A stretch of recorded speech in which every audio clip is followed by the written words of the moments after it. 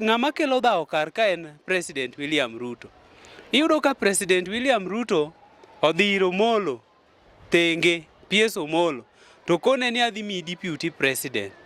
To chako manyo Mbadi, to kono Mbadi ni adhi miyi deputy president. Ma Mbadi to omi nyaka promise maduong' ni 2032 idhi miye president.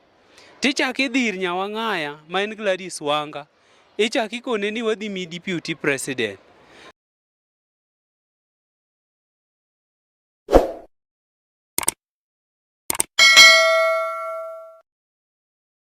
Erouru kamano, ma en Kisumo TV, your #1 online channel.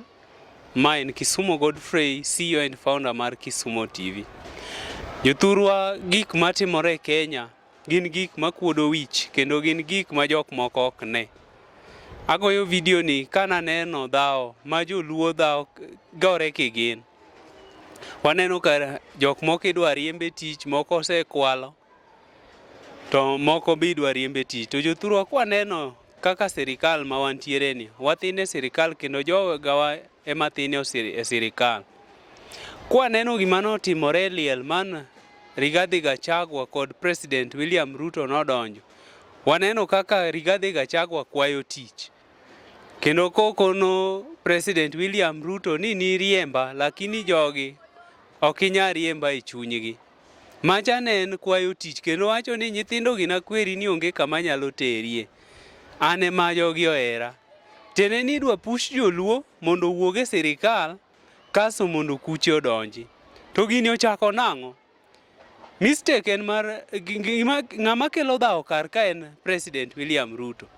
Iyudo ka President William Ruto odhi ir Omolo tenge, PS Omolo, to kone ni adhi miyi deputy president. To chako manyo Mbadi, to kono Mbadi ni adhi miyi deputy president. Ma Mbadi to omi nyaka promise maduong' ni 2032 idhi miye president. Tichak idhi ir Nyawang'aya ma en Gladys Wanga, ichak ikone ni wadhi miyi deputy president. To chako dhi ir Hassan Joho, okone ni adhi miyi deputy president. Ng'ani chako ga ng'weny nyaka Kakamega to dhi ir Oparanya, to kone ni adhi miyi deputy president.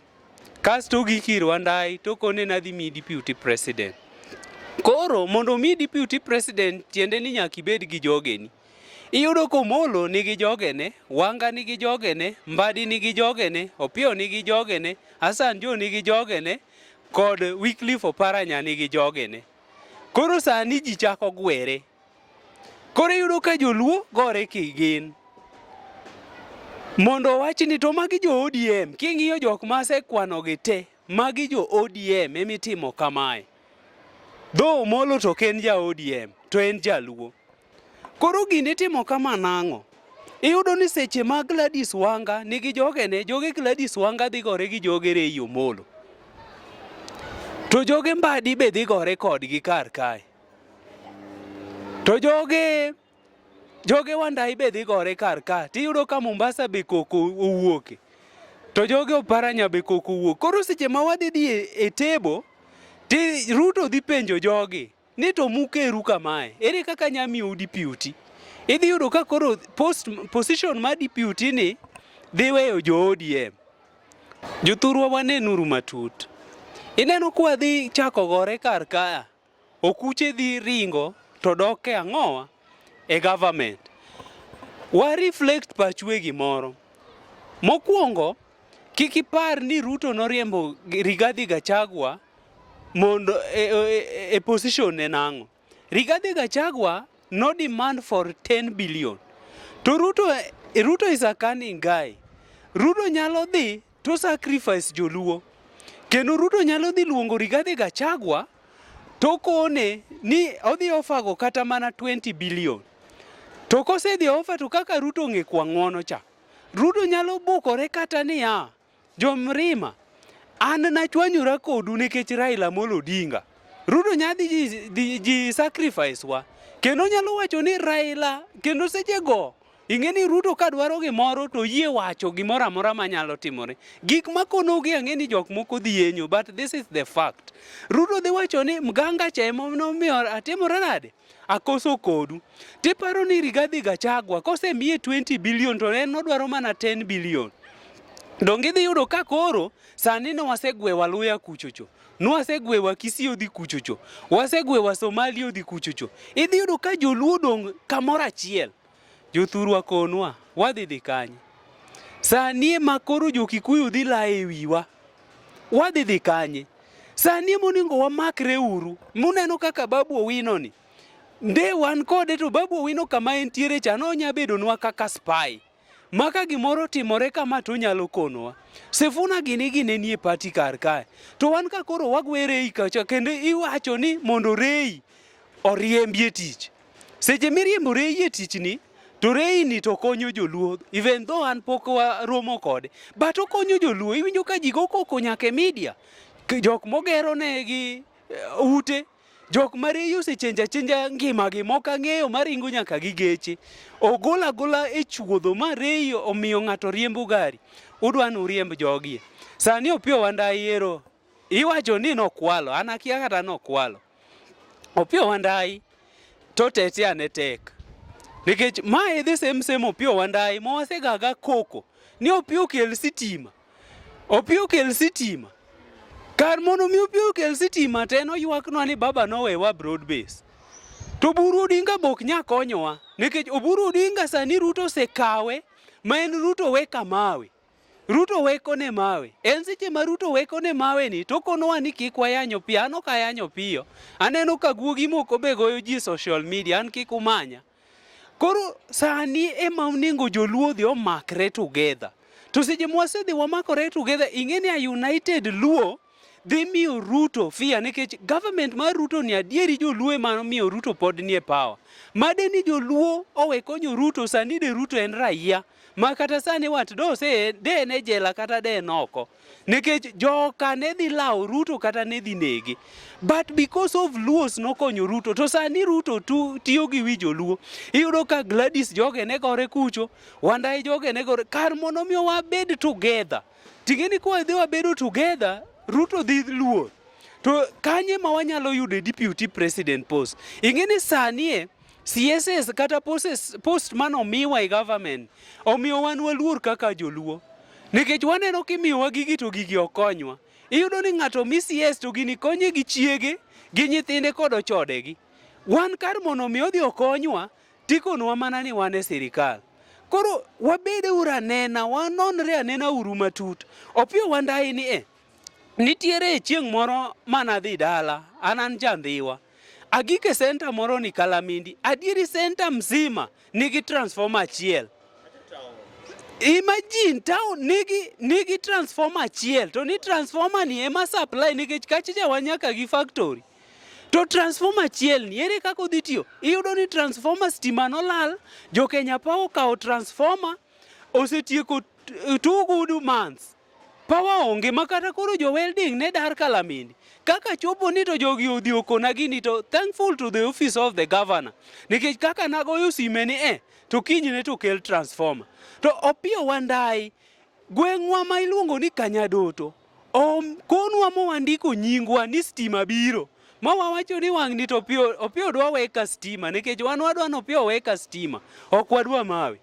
Adieri waserito nyaka ne kaw nyingwa. Osekaw nyingwa diriyo. Stima onge. Koro Opiyo ni eto dwa konyowa gang'o. Sani tero kwalo. Wato wadwa konye nang'o. Nikech wan ok wanyal konyo ng'ama en ochiemo kende. Seche michiemo cha wambe miwa wachame matin. To kichamo kendi to komaki kikwalo. Wan ok wanyal konyi nikech wan onge gima wachamo. Koro Opiyo Wandayi ma tidhi tho e kendi. Nikech jo ODM be nosesign ni koyud Opiyo kwalo to ok gidhi donjore. To buru we kono ji ni kik yanyo Opiyo, onge ng'ama yanyo Opiyo. Kata nyithino mawacho ni kia Opiyo resign, an ok awacho ni Opiyo resign, an akono Opiyo no oti ne joluo. Oti ne joluo. Adieri Opiyo ni iwacho ga samoro igoyo ga Mbadi, to anyalo dok ne Mbadi matin, ok ni support Mbadi. Mbadi ni kata ka ji goye ni kia omiyo ji 1,500, at least omiyo ji pesa. Opiyo ni pok aneno kata ka ng'ato goyo picha go Opiyo ni ne waromo go Opiyo. Pok wawinjo kata ni Opiyo no oromo gi joluo. Lakini Mbadi nyalo yudo ni Mbadi no oromo gi joluo, Mbadi no oromo gi youth, Mbadi no oromo gi jodongo. Koso Opiyo ni ok ojaluo kaka iwacho ni en Mluya ni. Koso bin ni Opiyo ni oromo gi Waluya wetene.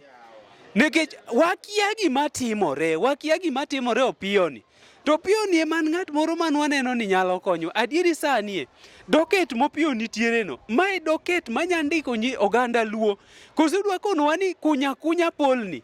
Odwaro pepa mane? Kunyo pol. Odwaro pepa mane? Jok moko be wacho mana kia. Ni Opiyo ni josikede to ndiko. An mana kia. Mano jok mawacho. Gima ng'eyo ni nitiere osiepna. Adieri nodhi ofis Opiyo kane otere gi joge Opiyo. To Opiyo wuoyo gi ng'ani ka Opiyo wuok. Opiyo ni e dhot kaso Opiyo bukore to kawo ng'ani siling 1,000 to miyo ng'ani. To penjo ng'ani ni ng'ano keli. Ng'ani oting'o pepa mar nyathine mosomo electrical engineering mondo Opiyo ndikne. Opiyo kone ni tiek gi ng'ano. Koro adieri ng'at matiyo e ofis eto dhi tiekore gi ng'ani nade. Kar mondo mi Opiyo kawo pepa ni to kata konya wuondo jaduong' ni obokore omiyo jaduong' siling 1,000. Sani to ero kwalo dwa ni wakonye. Koro joluowa waweuru gore. Wabeduru maber, Ray obed gi timne, omigi empowerment kako omiyogi no. Opiyo bed abeda gi tim, omany timne, Opiyo onge tim. Opiyo omany tim mar joluo kata koriwogi gi Waluya mathin kaka iwacho ni en Mluya no. Omigi empowerment. Mbadi nigi timne, gimigi empowerment. Nyawang'aya nigi timne, gimigi empowerment. To gik moko ni kia tim Nyawang'aya gore gi timni. Gini dhi kethowa kabisa. Gini dhi kethowa kabisa. Zoning baneno ka ji ywak ne zoning.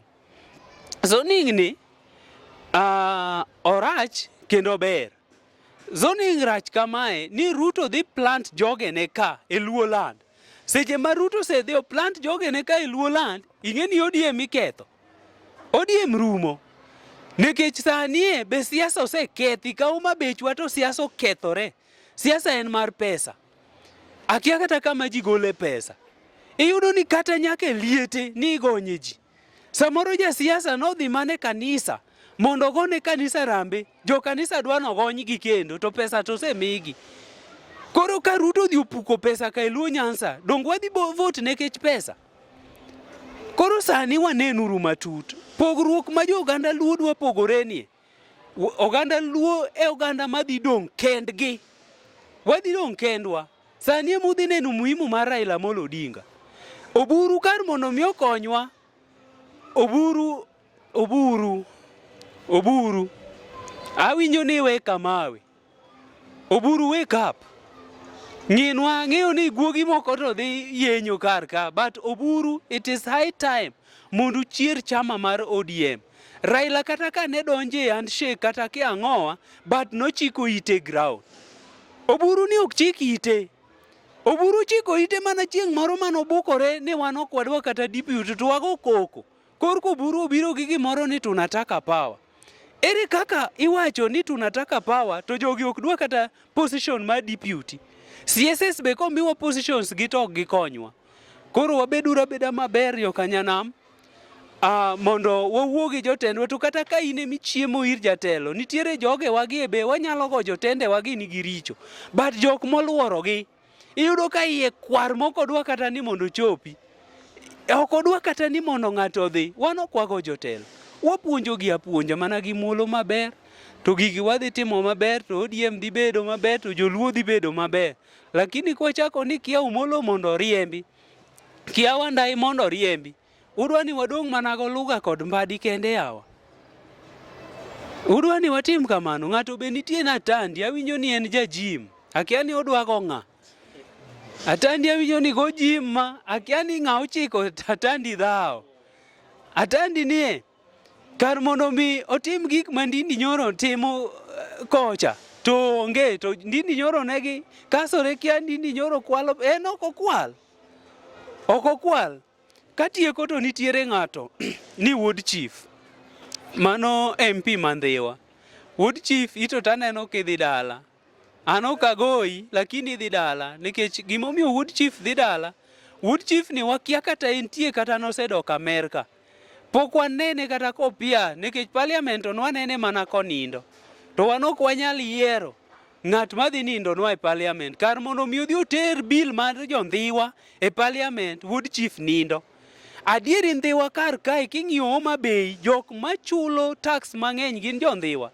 Nikech Ndhiwa kar kae ma wan gi sugar company. Adieri sani kidhi kata gine supermarkets gi, ok wane sukachwa. Kata Nairobi wa ka asemanyo sukachwa mondo ang'iew sukachwa onge. Sukachwa odhi kanye? Wakwayo sukachwa odhi kanye Mandhiwa? Odhi kanye? Kose use oko? Wuod chief ni kar mondo mi odhi oyawnwa yore mondo jopur ong'i kaka tinga. Adieri jo Ndhiwa winjo matek, ipuro tiangi ma tiangi ochiek, seche midwa kawe cha yorach, osekelne winch. Jok makia winch en tinga mo maduong' ma en 4 wheel okomoki. Winch no kokelni tidhi ng'ad tan mari. Adieri tan sani ber ndi, lakini yore richo kabisa. Winch ni kar ka dhi ng'ado tan mari yudo ka jopur ok dhi. Koro wuod chief, duog dala mondi tinwa mathin kwa dhi goni bai. Pesa misekwalo moromogo, miwa moko matin. Losnwa yore moko matin, kata ka Nyadoto cha ng'inwago. Adieri wan owewa, to kar ka wane jopur niang'. Ka Nyadoto puro mang'eny lakini owegi, yani Ndhiwa onge. Ndhiwa is agricultural area ma produce gimora amora, nyaka njugu wapuro. Jok moko kia kata ni njugu ni pure nang'o. To kar mondo mi gibi Ndhiwa mondo ne, iyudo ni tinde jo Ndhiwa puro njugu mathin nikech empowerment onge. Ok nyamiwa kata mana kothe mag njugu, kata kothe mag oganda. To ne wan gi ng'ato ni wuod chief. To Wandai ni an kode gasira nikech sani sola bwana. Joluo tiyo gi sola mas sani ng'eni kata Ramogi TV ok nde dala. Nikech koth chwe. Koth chwe sani makata gik mwagoyogi wan gi viewers mathin. Nikech koth chwe, stima be onge, weather rach, sola cha mawatiyogo mago kuchegi bok nyakano stima maber. Mondo kane stima mondo joko odhi onewa e TV, kata gidhi gi charge simbe gidhi ginewa onge. To ne Opiyo Wandayi dwaro ni wa support. Opiyo Wandayi lok pachi. To wago congratulations to Collins mano bedo appointee, ene acting general manager mar EPRA. Kolo ti maber. Kiki chalnwa Opiyo Wandayi, ti maber bana doked no duong'. Manynwa manya position wabiro. Kiki chalnwa Opiyo Wandayi mosikonwa mana koywak. Ni kia babo wewa sirikal. To Opiyo ning'eni ene jaluo mok nyal wacho dholuo 30 minutes. Makata kaka ikonowa ni en Mluya cha, gini convince wa ni en Mluya adieri. Koro wabeda uru maber, wan ok wagou, wabro pakou mana kutiyonwa. To kokutinwa, nyaka to wakonu. To kwakonu, to accept uru mondo change. Iwacho ni change with changes. Or else, changes bro change. Utaneno kosechako change jok moko kar kae. Ero uru kamano.